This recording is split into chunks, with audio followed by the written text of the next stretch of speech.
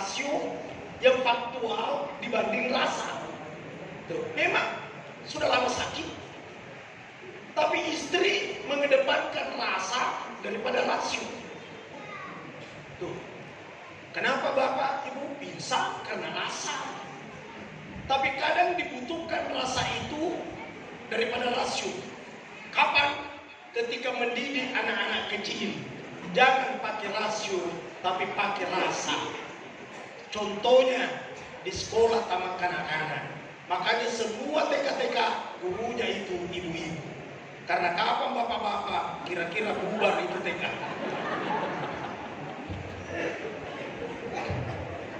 Silakan teliti Pak, kajian ilmiah. Jadi saya ulangi, orang meninggal, keluarga nangis, pingsan, normal itu, wajar itu.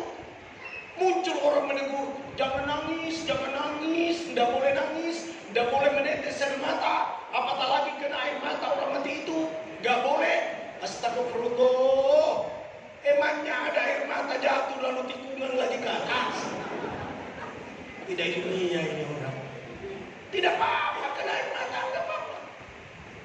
Sayyidah Khadijah radhiyallahu anha, istrinya Rasulullah sallallahu alaihi wasallam, basah mukanya Sayyidah Khadijah gara-gara air matanya Rasul yang tumpah ke pipinya istrinya. Tuh, nangis Rasul. Dia pangku istrinya, lalu dia usap punggungnya dengan tangan kanan. Capek tangan kanan, dia tukar tangan kiri. Loyo tangan kiri diganti tangan kanan. Sambil Rasulullah nangis melihat istrinya di saat sakarat. Rasul melihat istrinya, keringatnya ibarat biji mutiara di keningnya, di alisnya, di daginya. Maka Rasulullah ambil surpannya lalu dia lap. Sesudah dilap Rasul jilat sedikit, ternyata tidak terasa asin. Semakin menangis Rasulullah. Kenapa? Itu tanda nyawanya sudah mau putus. Coba kalau ada ibu-ibu keringatan, coba jilat sendiri. Kalau tidak asin lebih bagus, pamit saja pulang. Bahaya.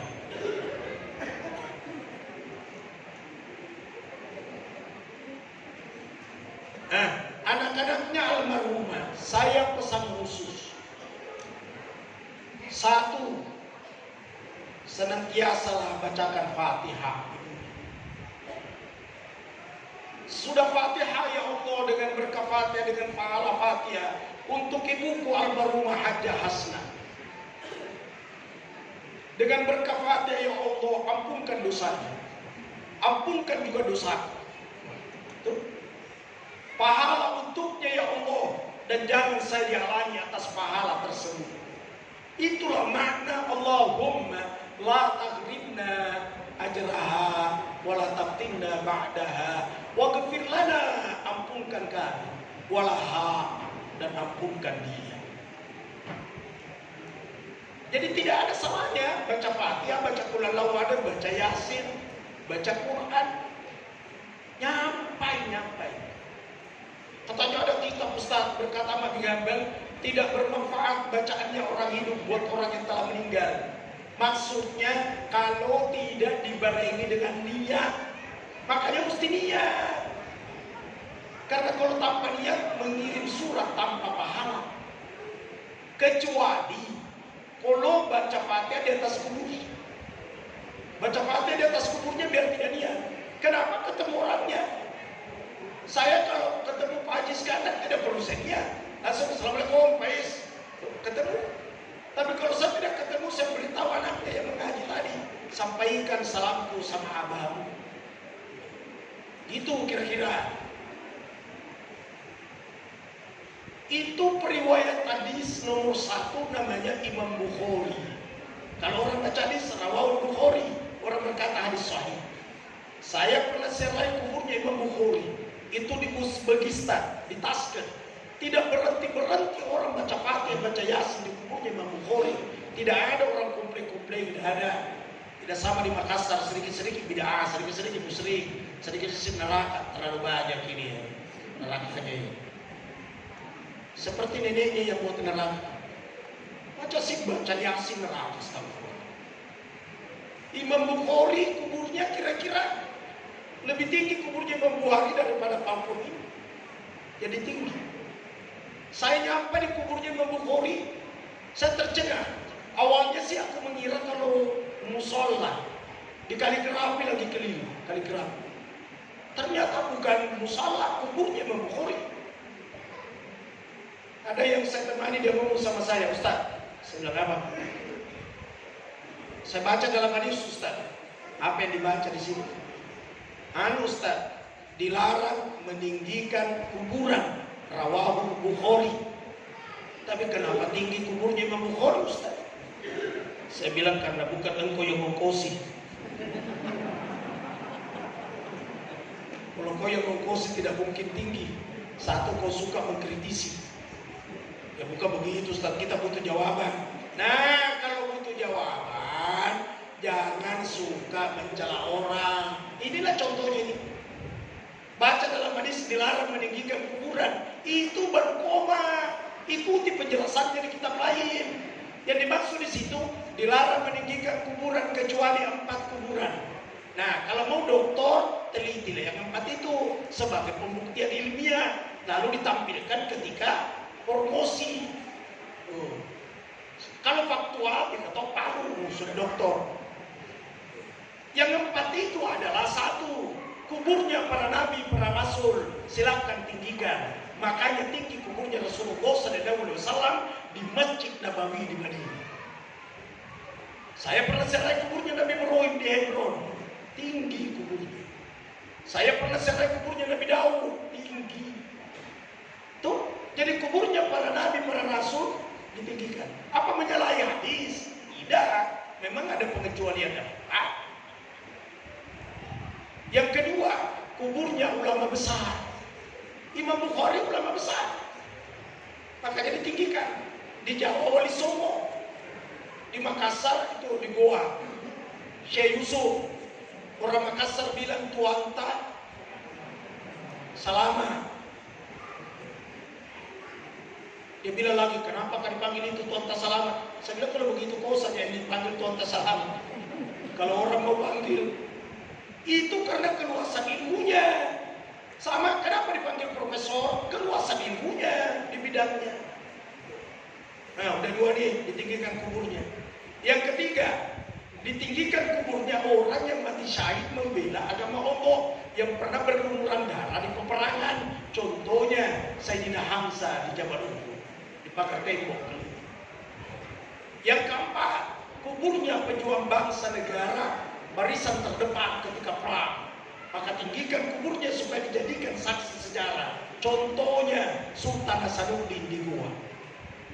Ranggur den Romo Takala, lantur den Pasewa Jeden Ponto. Andi Alpian Bantai, di Sultan den Raja Bulukumba, Arupalam Karibuni, Andi Jemba di Tandalungu, di Sangkala Lorong 7.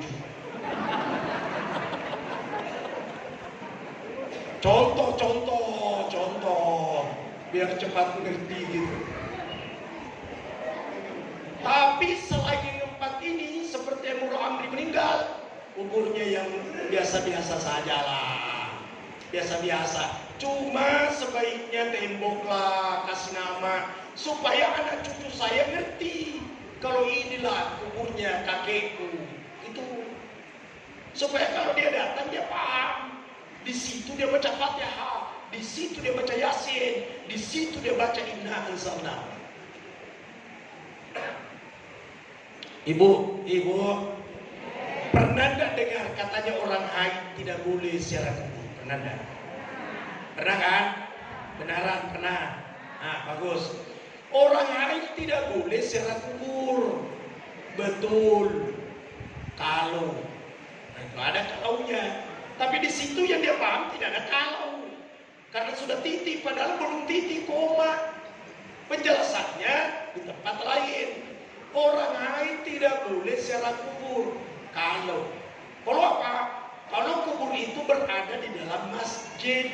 Contohnya kuburnya Rasulullah SAW di dalam masjid. Kuburnya Imam Syafi'i di Mesir dalam masjid. Kuburnya kuburnya Luqmanul Hakim yang ada surat Luqman itu, Luqmanul Hakim dalam masjid di Alexandria, saya juga dari sana. Banyak kuburan ada di dalam masjid. Inilah yang dimaksud orang haid tidak boleh ziarah kubur. Maksudnya kalau di dalam masjid.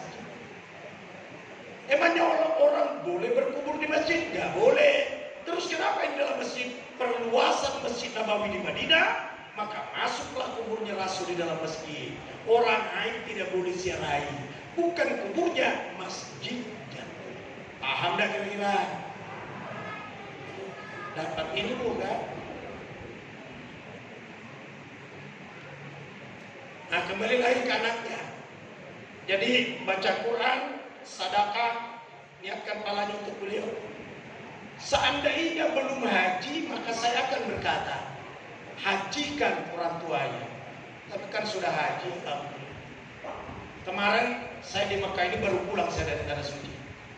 Ustaz, adakah hadisnya mengumrohkan orang?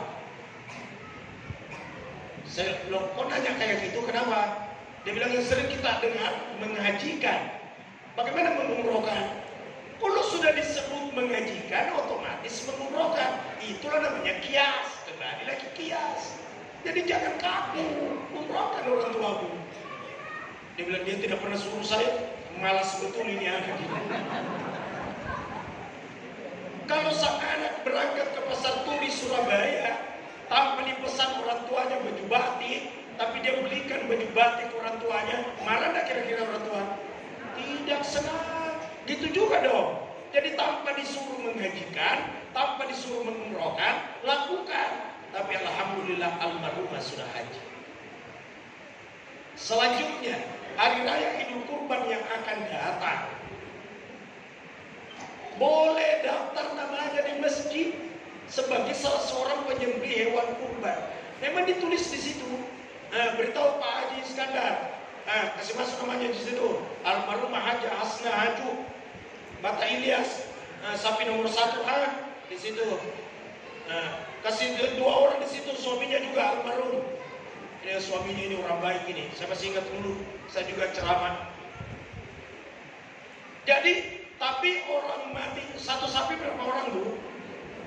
Satu sapi berapa orang? 7. Jangan satu sapi 7 orang, yang 7 itu almarhum semua.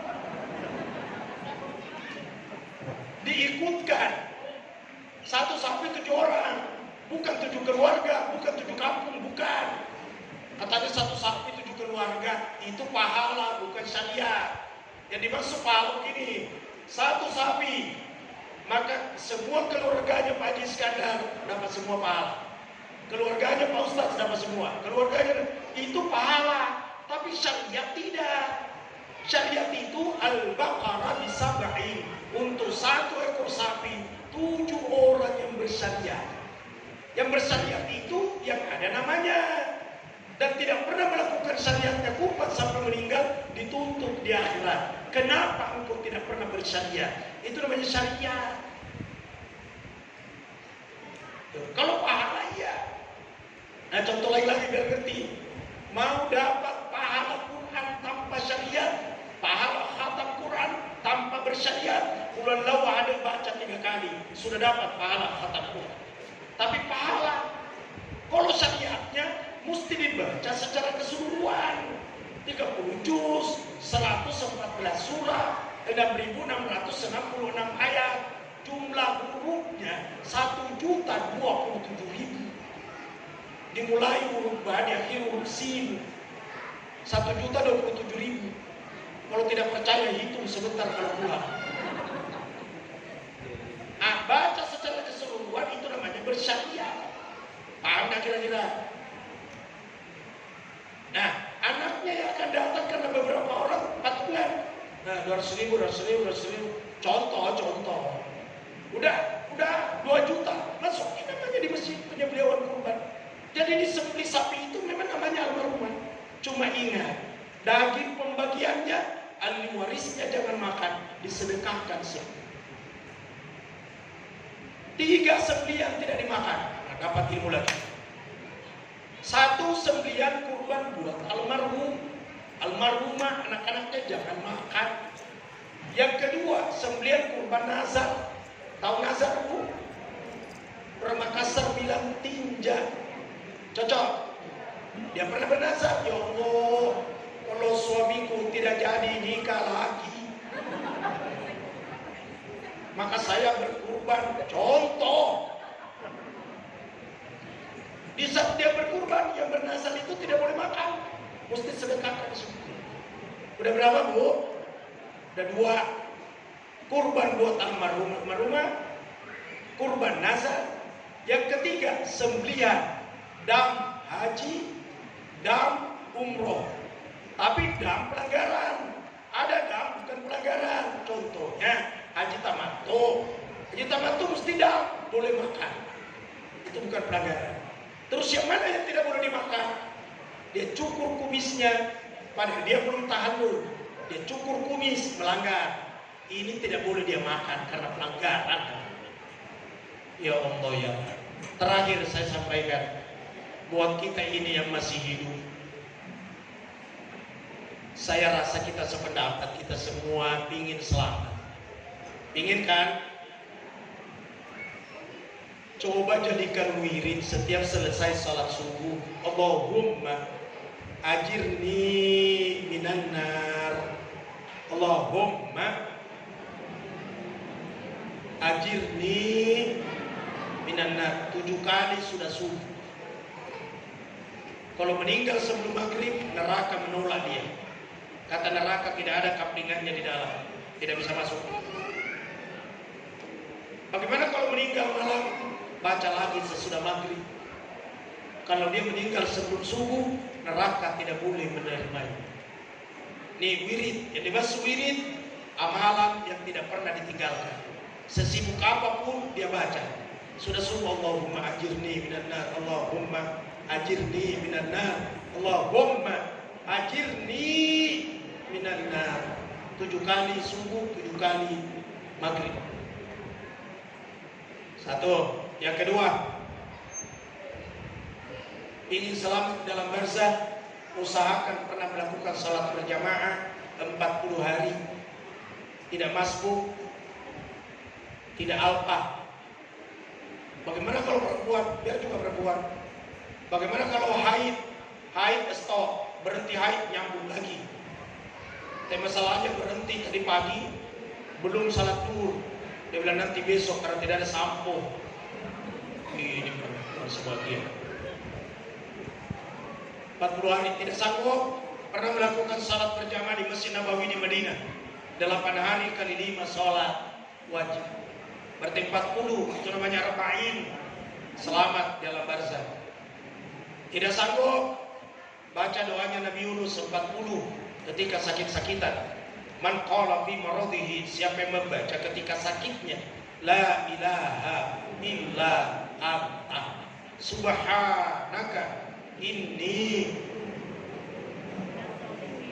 kuntu atau kuntum atau kuntu, la ilaha illa anta subhanaka inni kuntu minadh dhalimin. 40 kali dia baca, meninggal. Watiana wa ajra syahidin, Allah memberikan pahala mati syahid. Orang mati syahid tidak ada pertanyaan. Belum sanggup, salati 40 orang kalau meninggal. Yang 40 itu orang baik-baik. Jadi masuk orang baik-baik adalah orang soleh. Cirinya orang dikatakan soleh, 1, karakter perilakunya disuka oleh Allah, karakter perilakunya disuka oleh sesamanya. Olehnya itu, carilah sahabat 1000, jangan mencari musuh biar 1. Lebih bagus bersahabat 1000 orang daripada punya musuh 1 orang. Olehnya itu, supaya banyak sahabat, hilangkan sifat dengki dendam yang bersarang menggerogoki hati. Supaya kita tidak pernah iri dengan orang. Jadilah pemaaf, jangan jadi pendendam. Jangan suka cerita kekurangan orang, tapi berkacalah kepada diri. Jangan-jangan kita lebih banyak kekurangan dibanding orang. Betul tak Ibu? Jangan sibuk cerita urusan anaknya orang, karena anak kita juga ada. Siapa tahu anak kita lebih bejat dibanding dengan anaknya orang yang kita tuding anu, sementara anak kita tidak tahu. Jangan hobi cerita membongkar aibnya suaminya orang. Suami ibu juga ada. Dia bilang suami saya ada Ustaz, tapi sabar karena mungkin sudah lobet.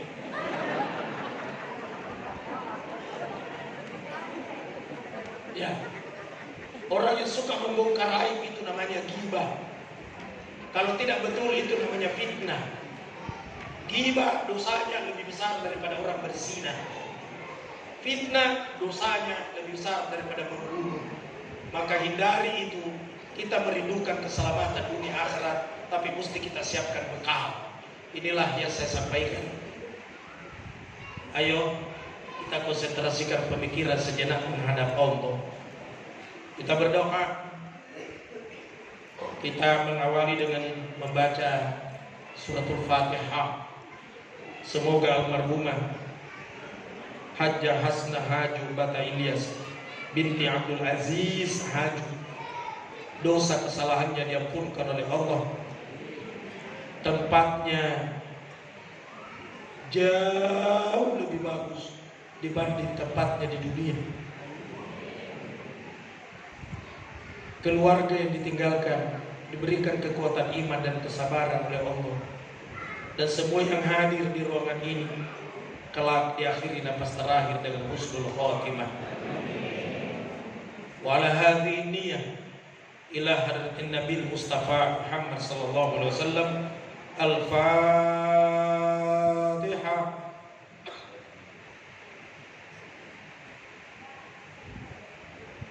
Iyyaka na'budu wa iyyaka nasta'in.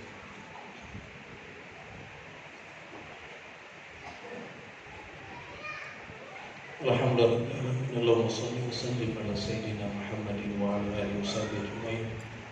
Allahumma ighfir li hayyina wa mayyitina wa shahidina wa ghaibina wa saghirina wa kabirina wa zakarina wa unsana. Allahumma man ahyaytahu minna fa ahyina al-iman wa man tawaffaytahu minna fa tawaffana al-islam.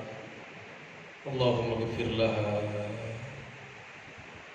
Ya Allah, ampunkan dosa kesalahannya hamba Hajjah Hasnah Haju Bata Ilyas binti Abdul Aziz Haju. Allahumma ighfir laha warhamha. Rahmati ya Allah, kasihmu ya Allah untuknya.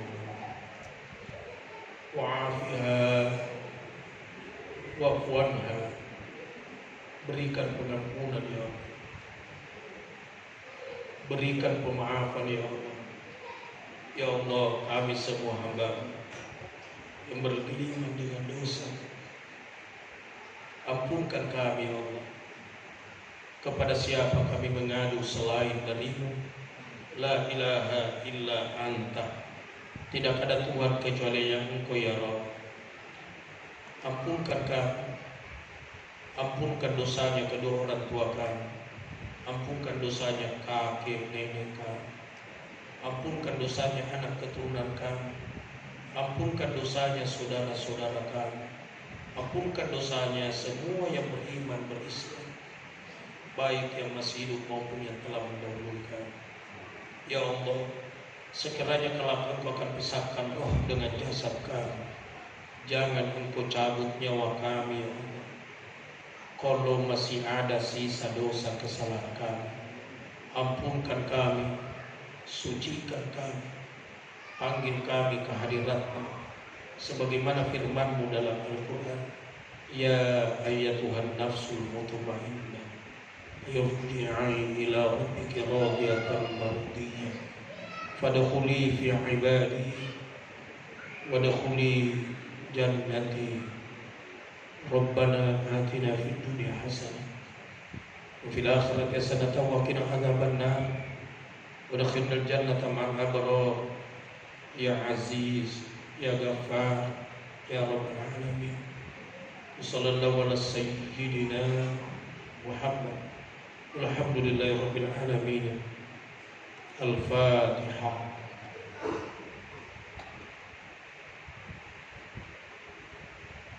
Amin ya Allah, amin ya Rabb.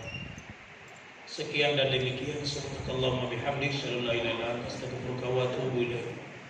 Allahul muwaffiq ila aqwamit thariq. Wassalamualaikum warahmatullahi wabarakatuh.